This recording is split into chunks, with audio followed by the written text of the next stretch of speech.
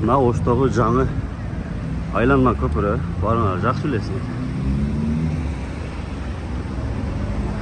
Бул жерде мүмкүнчүлүгү чектелген же болбосо оор жүктөр менен, же болбосо балдар менен, коляска менен жүргөндөргө деп атайын мондай лифт койгон да, бирок бул лифттин иштебей атканына билбейм, ушу көпүрө ачылганда эле 2 күн иштеди окшойт. Эми бул жерде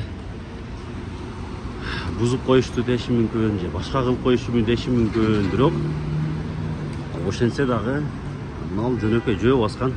Бизде качан эле бир электричествого байланган нерселер жакшы дейт эле. Бизде свет өчүп калат тез-тез. Ошон үчүн мына жөө өткөн жерлерде тепкичтерге, коляскаларга орундук коюш керек эле. Эми азыр буларга айтсаң, булар биз лифт койгонбуз, анан муну элдер өздөрү бузушту дейт да. Турайын баягы көрбөгөндүн көргөнү курусун болуп, көрбөгөндөр көп да.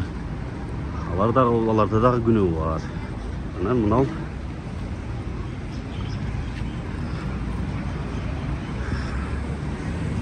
лифт коюп койдук болбой.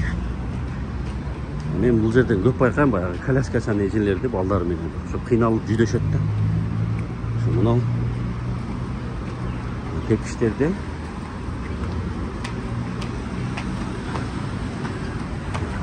коляскага түшкөнгө мындай неме жок да. Эми азыр деле тартып атканымдын себеби ошол могул жерге бир темирденди коюп коелу же дагы башка нерселерден кылабы, ушу коляска түшө турган кылып жасап койсо жакшы болот.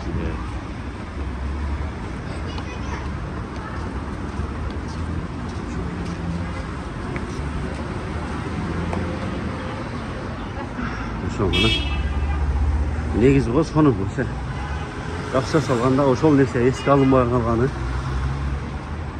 жаман болду.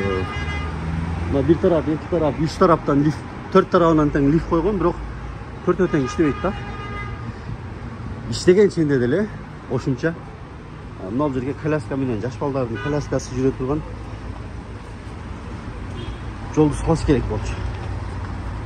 Азыр жок, мына жерге коляска менен келген болсо кыйналат да.